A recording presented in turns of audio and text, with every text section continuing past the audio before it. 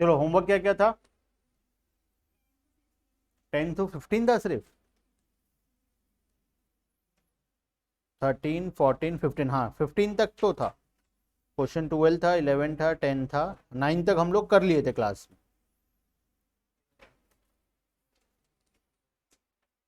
हाँ good evening.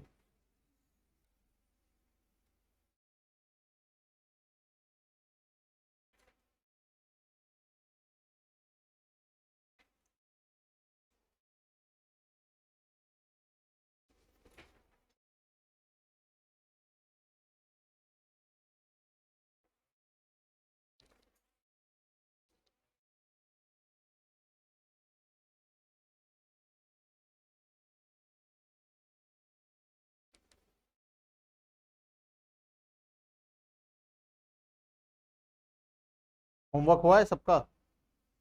कौन कौन किया है होमवर्क? एक दो रफ में? हाँ तो रफ में किए हो तो मतलब आंसर तो बता ही पाओगे मतलब, है ना? राहुल डन, देव डन, कुमकुम डन, वेरी गुड। नहीं,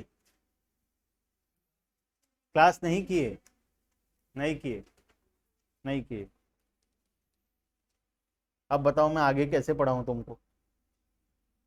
हम्म? अगर आगे का क्वेश्चन करेंगे, मैं दिखाऊं तुमको क्वेश्चन नंबर 16 से क्या दिया हुआ है, समझ के देखो तो क्वेश्चन समझ में आएगा क्या? In the economy following transaction take place, A sells good 20 crore to B, 30 crore to C, 40 crore to household and goods worth 10 crore remains unsold. हो पाएगा क्वेश्चन नंबर 16 किसी से? हो जाएगा, कॉन्फिडेंस।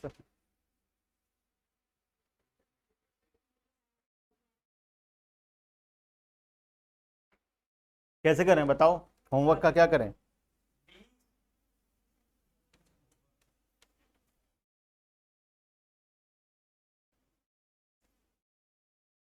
और यहाँ पे कौन कौन होमवर्क नहीं किया? 3 जन का आंसर आया, लक्ष्मी, मोनालिसा, सागरिका, शशांक, सुजाता, स्वस्तिक, गुनगुन। बताओ फटाफट।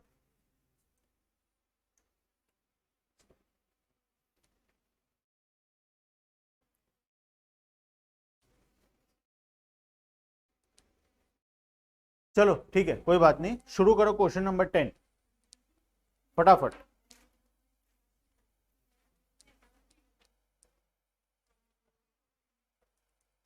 शुरू करो फटाफट क्वेश्चन नंबर 10।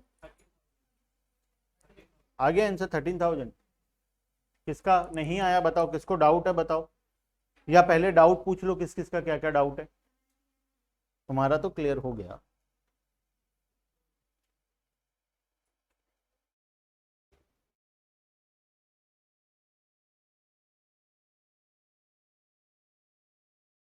क्वेश्चन नंबर 10 क्या दिया है? Value of unit of output sold 10,000 unit.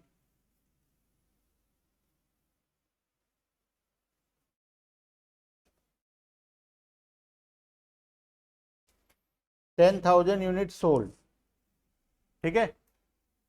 एक यूनिट का कितना रुपए? 30 रुपीज। तो टोटल आउटपुट कितना हो गया?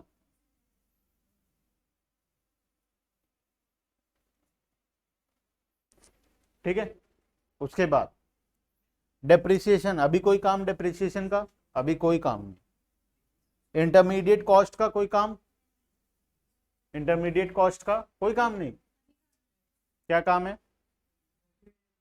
वैल्यू एडेड में हम लोग इंटरमीडिएट कॉस्ट को क्या करेंगे? माइनस करेंगे। ठीक। क्लोजिंग स्टॉक और ओपनिंग स्टॉक का क्या काम? चेंज इन स्टॉक निकालेंगे, क्लोजिंग माइनस ओपनिंग। तो ये दोनों का नेट आएगा 1,000 रुपए। क्या करूं, 1,000 प्लस या minus? Plus. Goods and service tax का क्या करें? बाद में एनआईटी में काम आएगा, अभी किसका कोई काम नहीं है। तो अभी gross value added at market price equals to 30,000 plus 1,000 रुपए change in stock minus intermediate consumption 12,000। ठीक है, कितना आया? 19,000। अब इसमें क्या करेंगे? एनआईटी का ट्रीटमेंट करेंगे, ठीक है। एनआईटी क्या होता है? Net indirect tax. सब्सिडी दिया है क्वेश्चन में? नहीं दिया है, तो हमारा सब्सिडी हो गया 0। गुड्स एंड सर्विस टैक्स में खाली 6,000 रुपए का ट्रीटमेंट होगा। क्या करें 6,000 को, कहां से कहां जा रहे हैं, एमपी टू एफसी जाना है, तो जीएसटी क्या करें माइनस कर देंगे, तो -6,000 इक्वल्स टू 13,000। क्लियर है? चलो नेक्स्ट क्वेश्चन नंबर 11।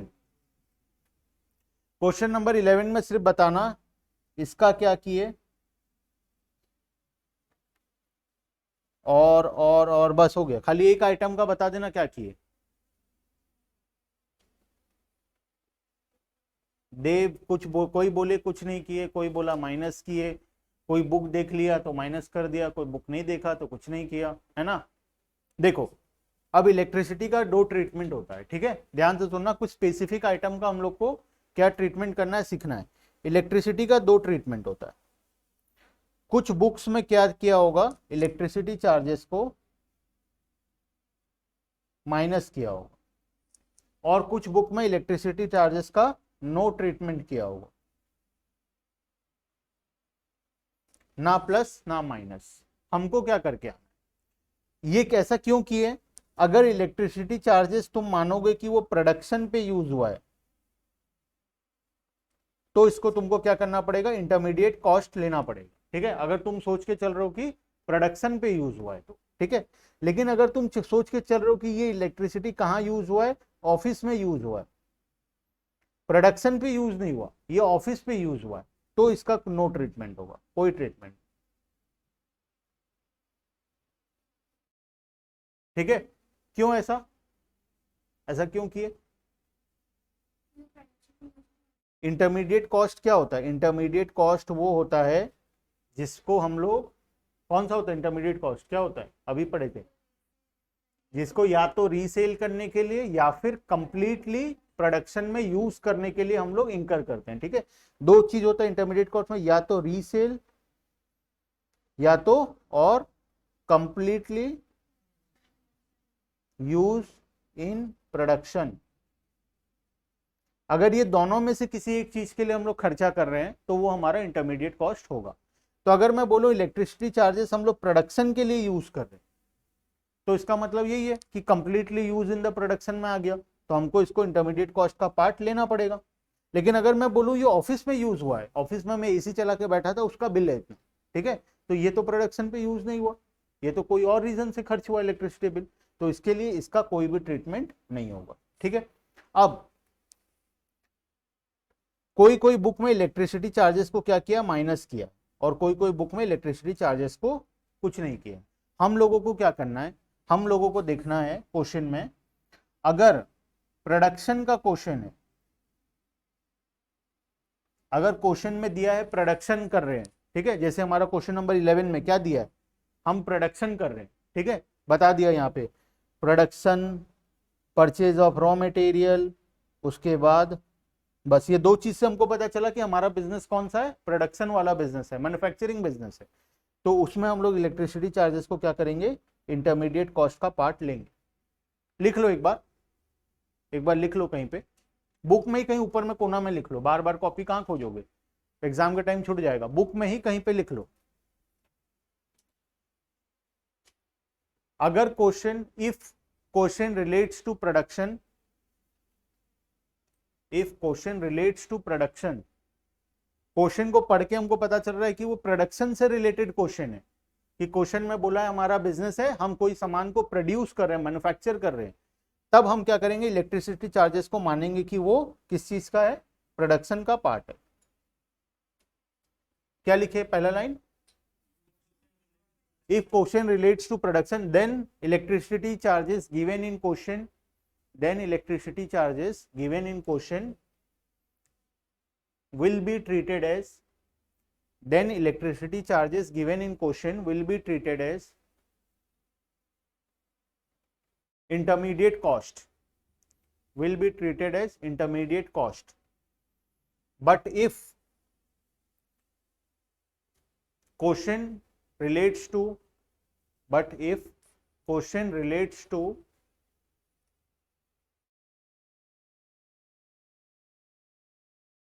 लिख लिया वहां तक, but if question relates to trading business, question बोल रहा है कि ट्रेडिंग का बिजनेस है, परचेज किए, सेल किए, क्वेश्चन से पता नहीं चल रहा कि मैन्युफैक्चरिंग है या नहीं है, ठीक है।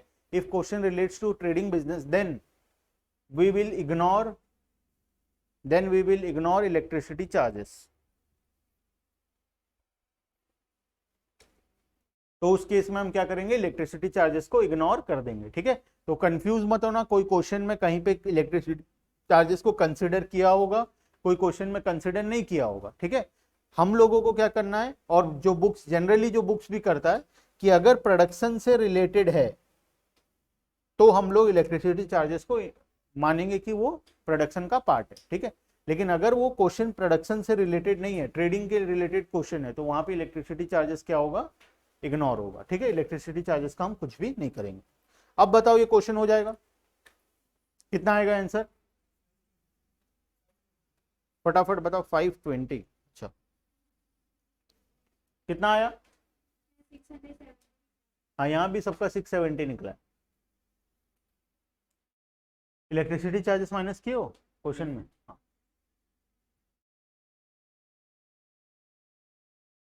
कितना आया, अच्छा ठीक है, ये भी एक तो डाउट है। चलो ठीक है देव, हम इसके बारे में भी डिस्कस करते हैं, डिक्रीज इन स्टॉक का मतलब करेंगे डिस्कस। आंसर कितना आया, किसी का आया 520, तुम्हारा 800,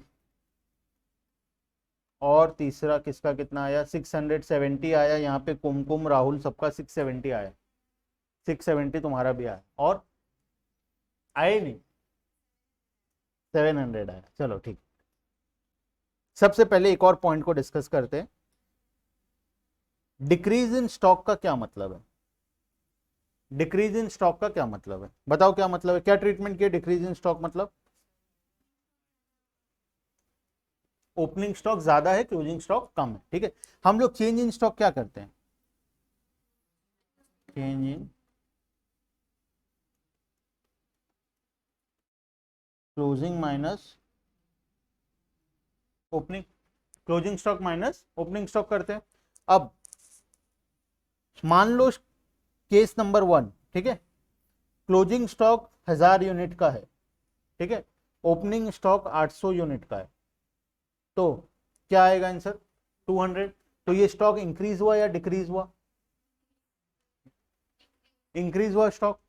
कैसे पता चला, ओपनिंग 800 का था, क्लोजिंग 1000 का है, 200 रुपए से स्टॉक क्या हो गया, इंक्रीज हो गया, ठीक है। साल के स्टार्टिंग में हमारे पास 800 यूनिट था, साल के एंड में हमारे पास 1000 यूनिट है, तो ये क्या हो गया, इंक्रीज हो गया, ठीक है। केस नंबर 2,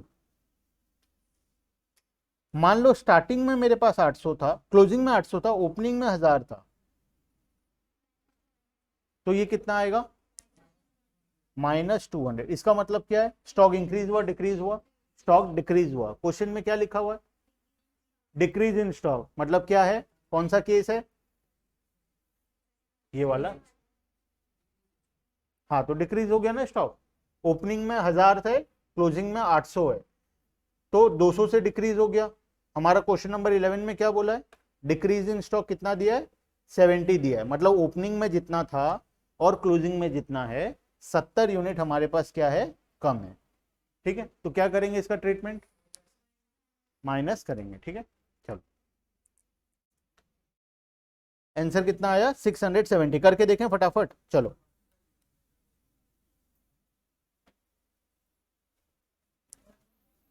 टोटल सेल्स दिया है, एक्सपोर्ट दिया है, ऐड कर दूं, नहीं टोटल सेल्स दिया है ना, तो एक्सपोर्ट ऐड नहीं होगा, ठीक है। डिक्रीज इन स्टॉक दिया है, क्या करूं, minus. Production for self consumption क्या करें, क्या होता है, मतलब क्या है इसका,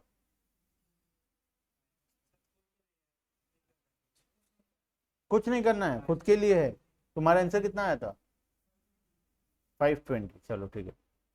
इसका क्या ट्रीटमेंट होगा, ये क्वेश्चन को इंपॉर्टेंट लिख लेना, 3 नया चीज है इसमें, 3 पॉइंट नया है इसमें।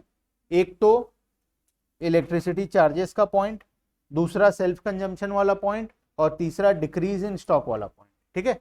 तो अब आते हैं सेल्फ कंजम्पशन को समझते हैं। मान लो मेरा फैक्ट्री है, मैं क्या मैन्युफैक्चर करता हूँ, बिस्किट मैन्युफैक्चर करता हूँ, 1000 पैकेट मैन्युफैक्चर किया, ठीक है, एक साल में 1000 पैकेट मैन्युफैक्चर किया बिस्किट का, ठीक है। इसमें से मैं क्या किया, 500 यूनिट बेच दिया, सेल कर दिया, ठीक है, 100 यूनिट एक्सपोर्ट कर दिया, ये डोमेस्टिक सेल्स है और ये एक्सपोर्ट, ठीक है। 300 यूनिट अभी भी मेरे पास स्टॉक में है, ठीक है, 300 यूनिट अभी भी मेरे पास स्टॉक में है, और 10 यूनिट 100 यूनिट क्या किया, मैं अपने घर ले गया बच्चों के लिए, घर में छोटे छोटे बच्चे थे, 100 पैकेट बिस्किट खा गए वो लोग, मैं 100 पैकेट बिस्किट उनके लिए घर ले गया, ठीक है। तो अब बताओ ये 100 यूनिट का क्या करें, आउटपुट कितना है, हमारे बिजनेस का आउटपुट कितना है, 1000 का, तो हमको कितना लेना चाहिए आउटपुट, 1000 लेना चाहिए, 900 लेना चाहिए, या उससे कम लेना चाहिए, ज्यादा लेना चाहिए। हम किसका इनकम निकाल रहे हैं, हम देश का इनकम निकाल रहे हैं, नेशनल इनकम निकाल रहे हैं, ठीक है। अब वो बिस्किट कौन खाया, मेरा बच्चा खाया कि किसी और का बच्चा खाया, उससे देश को क्या मतलब, ठीक है। कौन खाया कोई मतलब है उससे, कोई मतलब नहीं है, कोई तो खाया, प्रोडक्शन तो हुआ बिस्किट का, है ना, तो हमको उससे मतलब है। तो हमारा टोटल यहाँ पे कितना आएगा, 1000 आएगा, ठीक है। तो वैसे ही अब इसको क्या करेंगे, हमको क्वेश्चन में क्या दिया था, ये वाला दे दिया था टोटल सेल्स, ये हमको अलग से दे दिया था चेंज इन स्टॉक, और ये हमको अलग से दिया हुआ है प्रोडक्शन फॉर सेल्फ कंजम्पशन, ठीक है। तो हमको ये क्या करना पड़ेगा, ऐड करना पड़ेगा, ठीक है। तो बिस्किट कोई भी खाए, क्या मतलब है, कोई मतलब नहीं है, बात है प्रोडक्शन हुआ या नहीं हुआ, ठीक है। प्रोडक्शन हुआ तो वो नेशनल इनकम में ऐड हो जाएगा, ठीक है। तो अब हमको ये क्या करना है, क्वेश्चन नंबर 11 में ये वाला ऐड करना, प्रोडक्शन फॉर सेल्फ कंजम्पशन, ठीक है। Next, purchase of raw material क्या करें, माइनस कर देंगे, परचेज ऑफ रॉ मटेरियल क्या करें, माइनस कर देंगे। एक्सपोर्ट तो हो गया, इलेक्ट्रिसिटी चार्जेस माइनस कर देंगे। इनकम टैक्स अभी नहीं आएगा या बाद में भी नहीं आएगा ये तो, ठीक है। Goods and service tax NIT में आएगा, तो ये दोनों का ट्रीटमेंट हम कब करेंगे, एनआईटी में करेंगे, अभी नहीं करेंगे, ठीक है। तो ये कितना निकला, 1000 माइनस 70 प्लस 120, करो फटाफट, 1000 माइनस 70 प्लस 120 माइनस 300 माइनस 50, हो गया ना, हाँ। कितना आया, कितना आया आंसर, अभी मैच नहीं होगा, अभी मैच नहीं होगा, अभी एनआईटी का ट्रीटमेंट बाकी है, ठीक है। क्या हुआ, कहां कंफ्यूजन हो गया,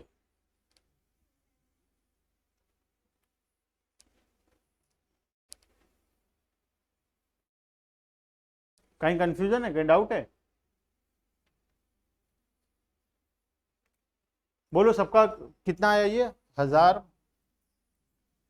350, 420 माइनस होगा, 300 माइनस होगा, ये अराउंड मेरे हिसाब से 700 आएगा,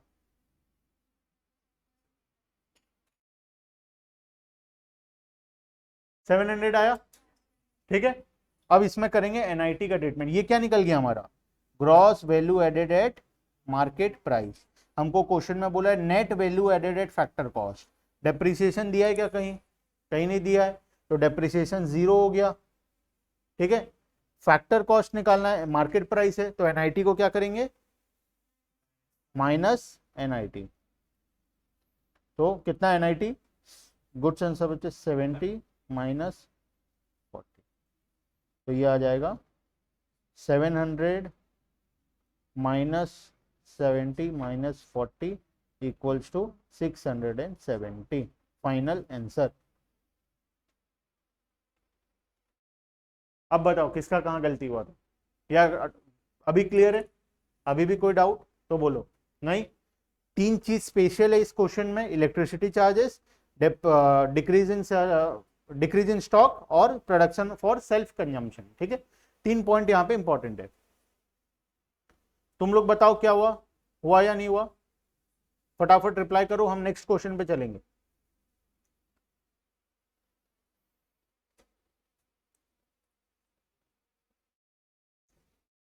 यस, पल्लवी, आदित्य, देव, सुजाता, सागरिका। और सो रहे हैं क्या बाकी लोग? नेशनल इनकम में भी सो रहे हो तो फिर तुम्हारा कुछ नहीं हो सकता। नेक्स्ट तुमको भगवान ही बुलाएगा तुम्हारे अपने पास। श्रावणक। चलो क्वेश्चन नंबर 12 पे आ जाओ। क्या बोला question number 12? From the following data calculate value of output, intermediate consumption, net value added at factor cost. तीन चीजें निकालना है हमको यहाँ पे, ठीक है। कहां से शुरू करेंगे, क्या क्या दिया है क्वेश्चन में? होमवर्क का क्वेश्चन कर रहे हैं हम लोग। होमवर्क अगर सब करके आते तो हमको ये करना नहीं होता, हम खाली डाउट लेते और जाते आगे, ठीक है। चलो बताओ क्या करना है यहाँ पे। Purchase of raw material from domestic market. सबसे पहले क्या निकाले? तीन चीज बोला है क्वेश्चन में, सबसे पहले क्या निकाले? सीरियली निकालते हैं, वैल्यू ऑफ आउटपुट पहले निकालते हैं, ठीक है। तो वैल्यू ऑफ आउटपुट, क्या वैल्यू ऑफ आउटपुट के लिए purchase of raw material from domestic market आएगा? नहीं आएगा। इंक्रीज इन अनसोल्ड स्टॉक आएगा? आएगा, ये आएगा। इंपोर्ट ऑफ रॉ मटेरियल नहीं आएगा, अभी नहीं आएगा, बाद में आएगा, ठीक है। डोमेस्टिक सेल्स अभी आएगा, वैल्यू ऑफ आउटपुट निकालने टाइम हमको लेना पड़ेगा। उसके बाद रिप्लेसमेंट ऑफ फिक्स्ड कैपिटल, अभी कोई काम नहीं। पावर चार्जेस अभी कोई काम नहीं। एक्सपोर्ट सेल्स में ऐड होगा, डोमेस्टिक सेल्स दिया है यहाँ पे, ठीक है, तो हमको एक्सपोर्ट में ऐड करना पड़ेगा। इंपोर्ट ऑफ मशीनरी कोई काम नहीं। गुड्स एंड सर्विस टैक्स का कोई काम नहीं, सब्सिडी का कोई काम नहीं। Goods used for self consumption value of output में आएगा, ठीक है। तो value of output equals to क्या आएगा? सबसे पहला, दूसरा, तीसरा और चौथा।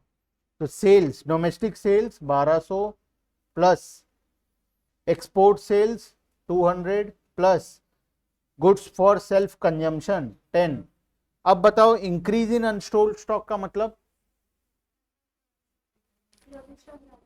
क्लोजिंग स्टॉक ज्यादा है, ठीक है। तो हम लोग क्या करते हैं? क्लोजिंग माइनस ओपनिंग करते हैं, ठीक है। तो क्लोजिंग ज्यादा है तो प्लस ही होगा, ठीक है। तो इसमें प्लस कितना आ गया? ये 1470, ठीक है। Next point number 2, intermediate consumption निकालना है। इंटरमीडिएट कंजम्पशन क्या क्या लेंगे? ये सबको मिटा देते हैं, सिर्फ मार्किंग कर लो कौन कौन सा हो गया। ये हो गया है, ये हो गया है, ये हो गया है और ये हो गया, ठीक है। अब इंटरमीडिएट कंजम्पशन के लिए purchase of raw material from domestic market आएगा। इंपोर्ट ऑफ रॉ मटेरियल आएगा या नहीं आएगा? आएगा। रिप्लेसमेंट ऑफ फिक्स्ड कैपिटल अभी नहीं आएगा। पावर चार्जेस, पावर चार्जेस आएगा, क्यों आएगा? प्रोडक्शन वाला क्वेश्चन है, हर जगह लिखा है raw material, raw material. Raw material कौन परचेज करता है? ट्रेडिंग बिजनेस या प्रोडक्शन वाला बिजनेस? कौन? प्रोडक्शन वाला। तो पावर चार्जेस यहाँ पे आएगा। इंपोर्ट ऑफ मशीनरी नहीं आएगा, मशीनरी क्या होता है? फिक्स्ड कैपिटल होता है, तो इंपोर्ट ऑफ मशीनरी नहीं आएगा। Goods and service tax subsidy तो नहीं आएगा। तो बताओ ये क्या होगा? Purchase of raw material from domestic market 400 plus import of raw material 120 plus power charges 20 equal to कितना हो गया? 540, ठीक है। अब net value added at factor cost, तो मैं सबसे पहले क्या निकालूंगा? Gross value added at market price equals to 1470 minus 540, कितना आ गया? कहां से आया 1470 540? आउटपुट माइनस इंटरमीडिएट कंजम्पशन, कितना आएगा ये करो? 930, ठीक है। अब यहां से मेरे को क्या निकालना है? Net value added at factor cost. दो चीज का ट्रीटमेंट, डेप्रिसिएशन का और एनआईटी का। डेप्रिसिएशन क्या करना है? नहीं दिया है क्वेश्चन में, क्या करें? कुछ कर सकते हैं डेप्रिसिएशन का? कुछ नहीं कर सकते। ये क्या दिया है?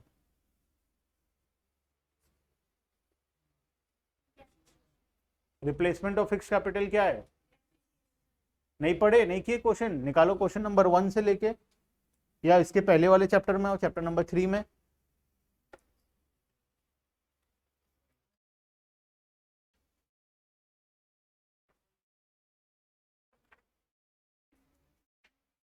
चैप्टर 3 में आओ, चैप्टर 3 में तुमको दिया था ना 10 क्वेश्चन।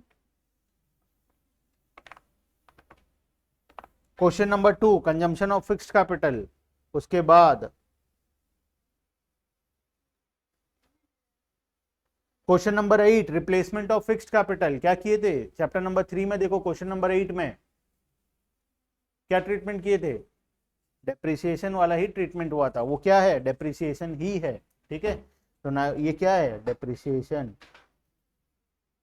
ठीक है। उसके बाद एनआईटी, एनआईटी में क्या करेंगे? इनडायरेक्ट टैक्सेस माइनस सब्सिडी हो जाएगा। कितना आया आंसर?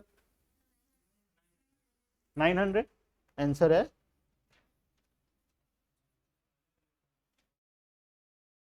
ठीक है, क्लियर?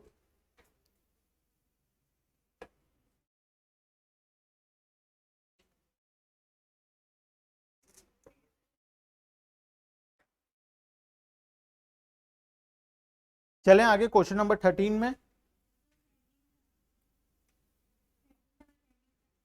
क्यों? अच्छा अच्छा, ठीक है ठीक है, 13 को रन दो, 14 में चलते हैं फिर।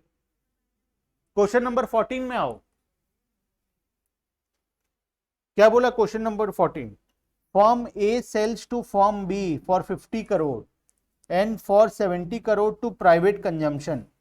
ए किस किस को बेचा? ए बेचा बी को और प्राइवेट कंजम्पशन के लिए, ठीक है। एक बी को कितने का बेचा? 50 करोड़ का बेचा। बाहर कितना बेचा? 70 करोड़ का बेचा, ठीक है। उसके बाद firm B sells 80 crore to C. B किसको बेचता है? सी को। कितना रुपए का? 80 करोड़ का। Form C sales 100 crore to private consumption. C फिर क्या किया? 100 करोड़ का बेच दिया, ठीक है। मतलब ए सामान बेचा बी को, बी बेचा सी को, सी बेचा फिर मार्केट में, ठीक है। Calculate value added by form A B and C. बताओ कैसे निकलेगा?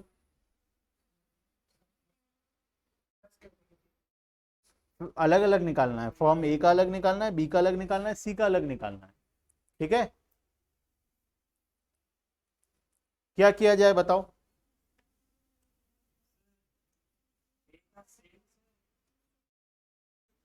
देखो फॉर्मेट, फॉर्मेट देखना। पर्टिकुलर्स हमेशा इस प्रकार का जब भी क्वेश्चन आएगा, ए बी को बेच रहा है, बी सी को बेच रहा है, सी फिर ए को बेच रहा है, तो उसमें हम लोग ये पर्टिकुलर फॉर्मेट को फॉलो करेंगे, ठीक है। इसमें सारा काम हो जाएगा ये फॉर्मेट में। पर्टिकुलर्स ए बी सी,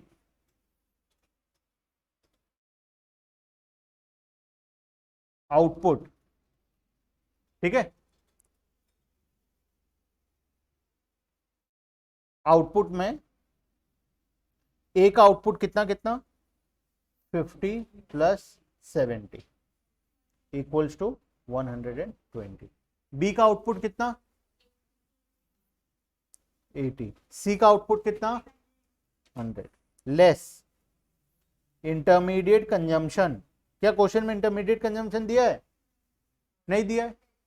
दिया है? कहां दिया है?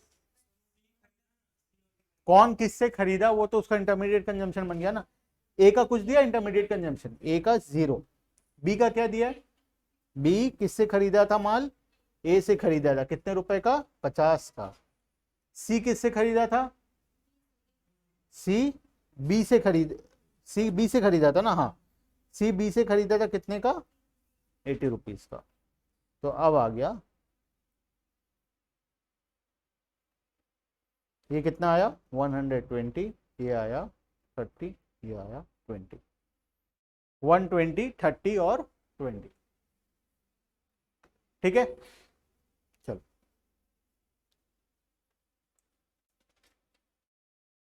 Question number 15। अब ये आसान है क्वेश्चन नंबर 15। इसको होमवर्क था, जो नहीं किया है वो करेगा कल फिर से एक बार टाइम है, फिर से होमवर्क कर लेना, ठीक है। अब एक इंपॉर्टेंट बात,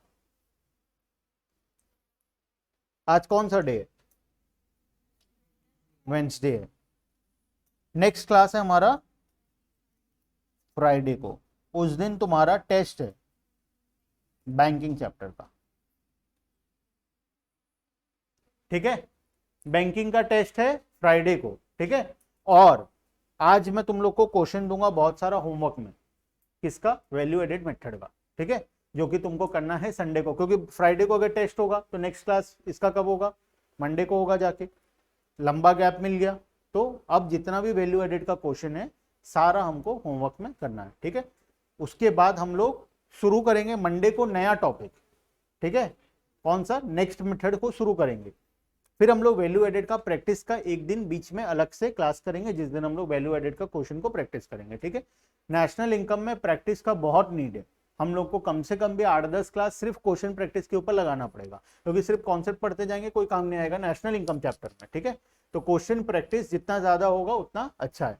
ये तो कुछ 47 क्वेश्चन तुम्हारे बुक में दिया हुआ है अभी, ठीक है। उसके बाद जो क्वेश्चन बुक है उसमें 100 क्वेश्चन और दिया हुआ है, वो भी तुम लोग को मैं दे दूंगा जल्दी, जिसमें से हम लोग वो 100 क्वेश्चन को भी प्रैक्टिस करेंगे नेशनल इनकम का, ठीक है।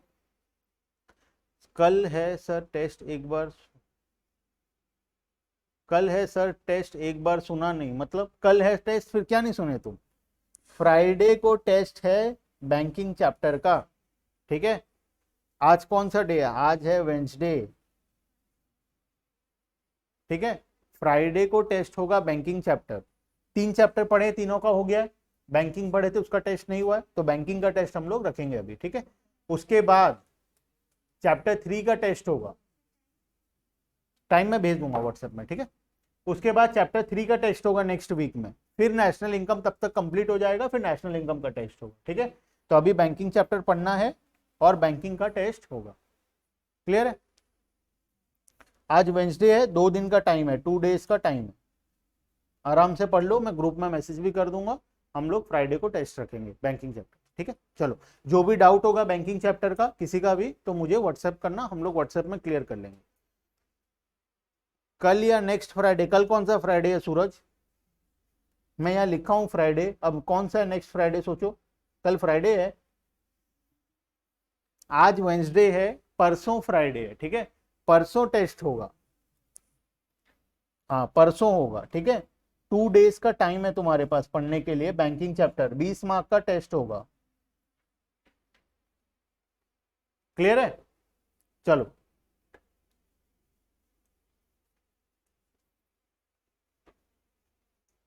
अब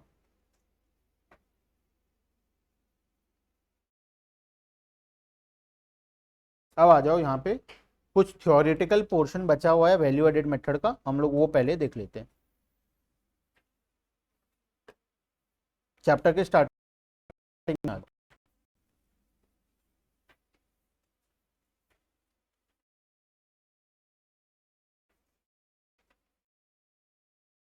चैप्टर के स्टार्टिंग में आ जाओ, कुछ थ्योरेटिकल पोर्शन बचा हुआ है उसको पहले कंप्लीट कर लेते हैं, फिर हमारा वैल्यू एडेड मेथड कंप्लीट हो जाएगा, सिर्फ क्वेश्चन प्रैक्टिस बचेगा। ये हो गया था, वैल्यू ऑफ आउटपुट भी हो गया था। आते हैं steps of value added method के अंदर, ठीक है। हमारे बचपन में पढ़ो primary sector, secondary sector, tertiary sector. क्या होता है primary sector? Agricultural sector. Secondary क्या होता है? मैन्युफैक्चरिंग वाला पार्ट, ठीक है। और टर्सरी क्या होता है? Transportation services. ट्रेडिंग कहाँ गया फिर? तुम तो सेकेंडरी में तुम वो बोले मैन्युफैक्चरिंग बोले, ट्रेडिंग मेरा बिजनेस है तो मैं नहीं हूँ एग्जिस्ट। ट्रेडिंग टर्शरी में आएगा, ट्रेडिंग सेकेंडरी में आता है, ठीक है। सेकेंडरी के अंदर मैन्युफैक्चरिंग प्लस ट्रेडिंग, ठीक है, गुड्स से रिलेटेड जितना भी होता है।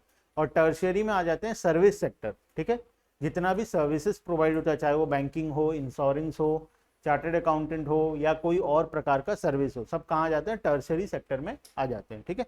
तो 3 प्रकार का सेक्टर होता है, primary sector, secondary sector, tertiary sector, ठीक है। हमको पूरा नेशन का इनकम निकालना है, इंडिया का इनकम निकालना है।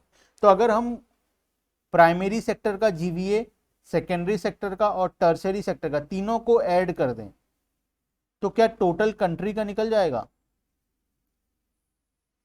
तीन ही तो सेक्टर है, प्राइमरी, सेकेंडरी, टर्सरी।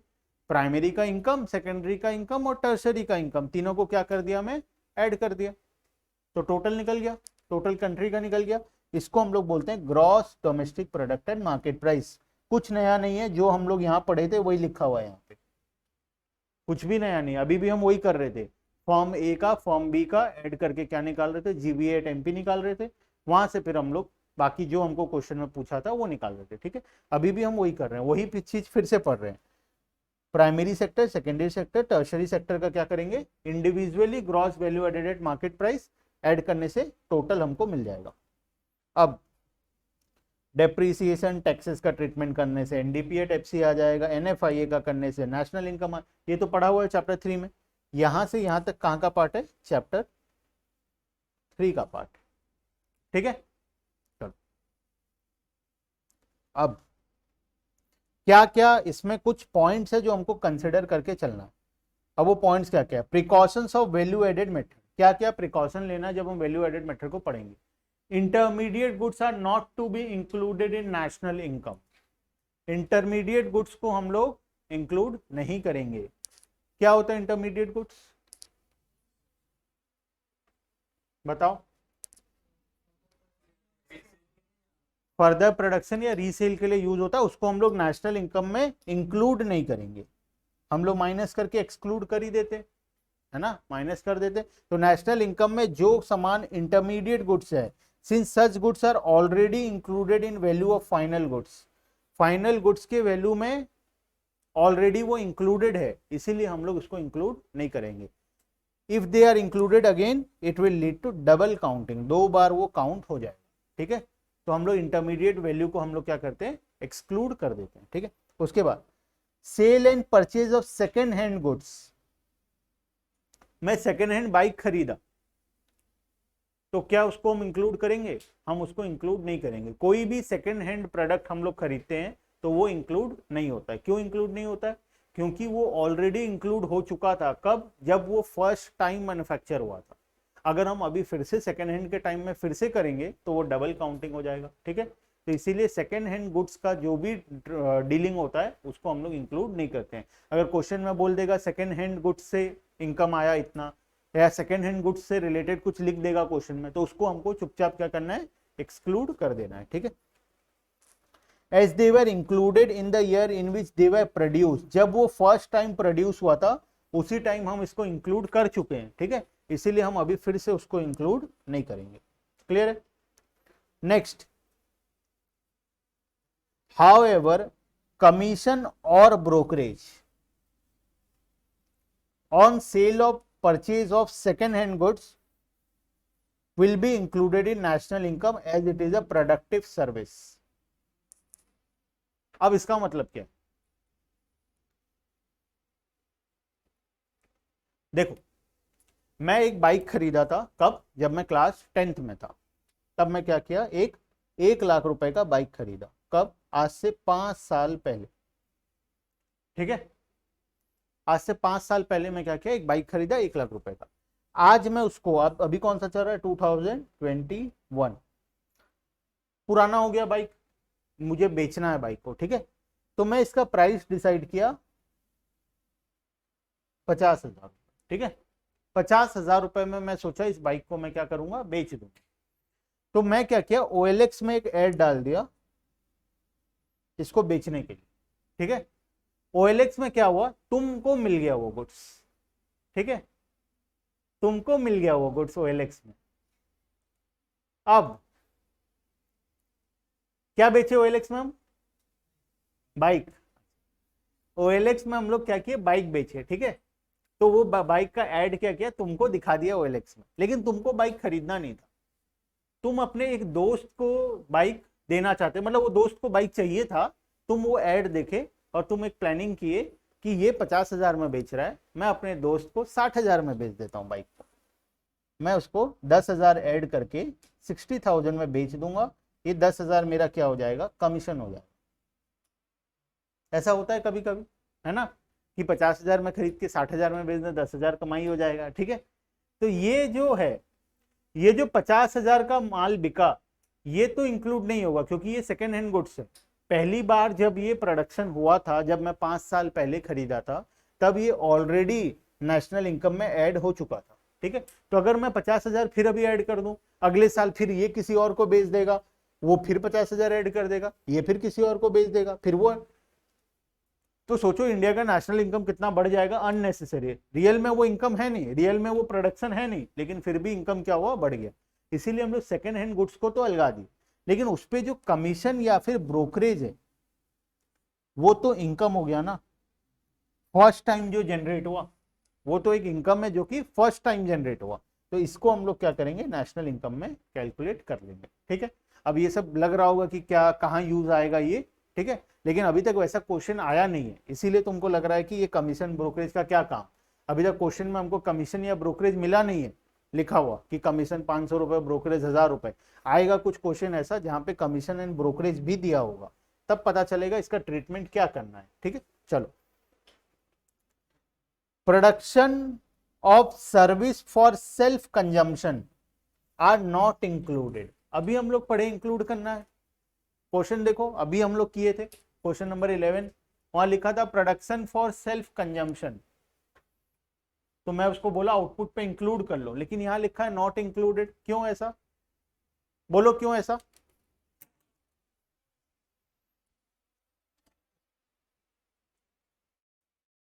क्यों ऐसा बताओ।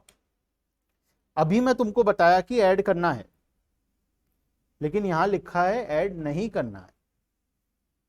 यहां पे देखो सर्विस लिखा है, हाँ यहां पे सर्विस लिखा है, हमारे क्वेश्चन में गुड्स था। ठीक है, तो गुड्स के केस में ये इंक्लूड होगा, विल बी इंक्लूडेड, और सर्विस के केस में नॉट टू बी इंक्लूडेड। ठीक है, domestic services like services of housewife, kitchen, gardening etcetera are not included in the national income. ठीक है, since it is difficult to measure their market value. घर पे जो mummy हमको खाना बना के दे रही है, हम उसको क्या इंक्लूड, वो भी तो एक नया प्रोडक्शन तो है ना, वो भी रोटी बना के दे रही है, रोटी का प्रोडक्शन तो हुआ, हम क्या उसको नेशनल इनकम में ऐड कर लें, नया प्रोडक्शन हुआ बोल के, हम उसको ऐड नहीं करेंगे। क्यों ऐड नहीं करेंगे, क्योंकि वो क्या है, सर्विस है, और इसको हम मेजर नहीं कर सकते, मार्केट वैल्यू इसका हम लोग निकाल नहीं सकते। It must be noted that paid services, अगर हम वहीं पे एक मेड को लाके रख दे घर पे, बाहर से एक मेड को ले आए और वो हमारे लिए खाना बनाएगी, ठीक है, तब ये क्या होगा, इंक्लूड होगा। मेड हो गया या और कोई प्रकार का सर्विस हो गया, ड्राइवर का सर्विस, मैं खुद गाड़ी चला के यहां से संबलपुर गया, तो क्या मैं ड्राइविंग चार्जेस का 300 रुपए ऐड कर लूं? खुद चला के गया, नहीं करूंगा ऑब्वियसली बात। क्यों? क्योंकि वो सेल्फ सर्विस है। ठीक है, उसका कोई पैसा लगा नहीं, ना वहां पे कोई मुझे पैसा पेमेंट करना पड़ा, लेकिन मैं वहीं पे एक ड्राइवर को हायर कर लिया। ठीक है, वो मेरे लिए गाड़ी चला के संबलपुर गया और मैं उसको 300 रुपए दिया आने के बाद, तो वो तो उसके लिए इनकम हो गया ना, वो तो देश का नेशनल का इनकम में ऐड हो जाएगा।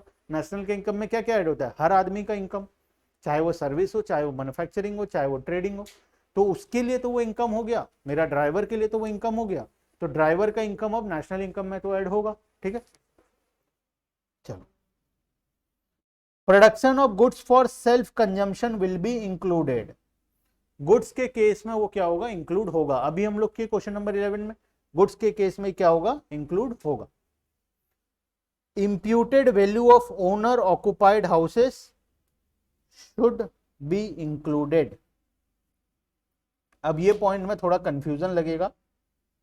People who live in their own houses do not पे एनी रेंट। मैं अगर अपने खुद के घर में रह रहा हूं तो मैं किसी को रेंट नहीं दे रहा, ठीक है, लेकिन value of such housing service is estimated according to the market rent of similar accommodation, such an estimated rent is known as imputed rent. मैं अपने घर का भाड़ा एस्टिमेट करूंगा कि मेरे घर का भाड़ा कितना होगा। मान लो मैं एक घर पे रह रहा हूं जिसका भाड़ा 10,000 होता, अगर मैं खुद नहीं रहता तो मैं इसको 10,000 में भाड़ा में लगा देता। ठीक है, तो ये वाला पार्ट में क्या करूंगा, इंक्लूड करूंगा। Owner occupied houses should be included, उसको हमको इंक्लूड करना है। ठीक है, अब ये अभी नहीं पता चलेगा कहां पे इंक्लूड होगा, हम लोग जब क्वेश्चन आगे आगे करेंगे तब समझ में आएगा ये कहाँ पे इंक्लूड होगा, ठीक है। चेंज इन स्टॉक तो पढ़ लिए हम लोग इसमें से कौन कौन सा पॉइंट इंप्लीमेंट कर लिए, पॉइंट नंबर 6 कर लिए, पॉइंट नंबर 4 इंप्लीमेंट कर लिए, ठीक है। 1 से लेके 5, 1 2 3 और 5 बाकी है हमारा, ठीक है। क्वेश्चन आता जाएगा धीरे धीरे जिसमें सारा पॉइंट एक एक करके इंक्लूड होता जाएगा, ठीक है। तब हम एक एक पॉइंट का ट्रीटमेंट करते जाएंगे। नहीं समझे देव, अच्छा मैं एक घर पे रह रहा हूं, ये मेरा घर है,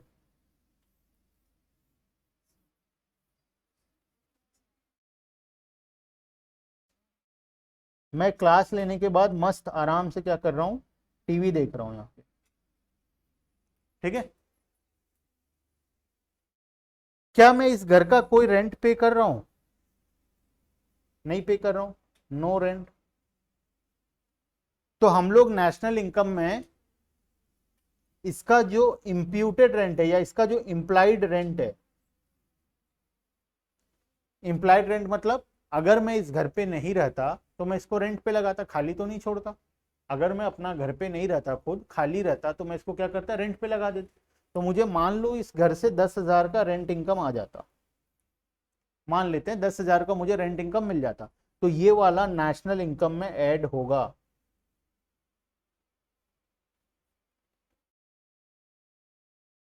ये पार्ट नेशनल इनकम में क्या होगा, ऐड होगा, ठीक है। अगर हम लोग खुद के घर पे रह रहे हैं और उसके बदले में कोई गया इंटरनेट, ठीक, हो रहा है रिकनेक्ट,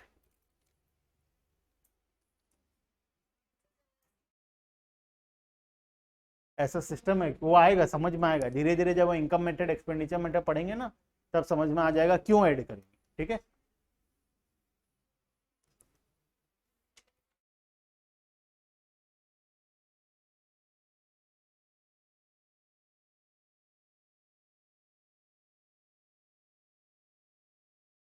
चलो टाइम भी हो ही गया।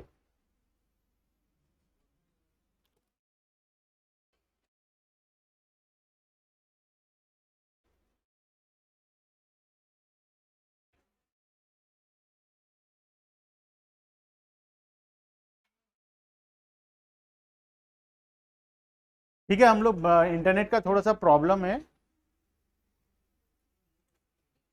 इंटरनेट का थोड़ा सा प्रॉब्लम है, हम लोग उसके बाद डिस्कस करते हैं, ठीक है। नेक्स्ट क्लास में हम लोग आगे कंटिन्यू करेंगे। जो क्वेश्चंस में वैल्यू एडेड का जो भी क्वेश्चन बाकी है सबको ही प्रैक्टिस करना है और वैल्यू एडेड को एक बार अच्छे से पढ़ना है। नेक्स्ट क्लास में याद रखना बैंकिंग चैप्टर का टेस्ट है हमारा, ठीक है। चलो बाय बाय।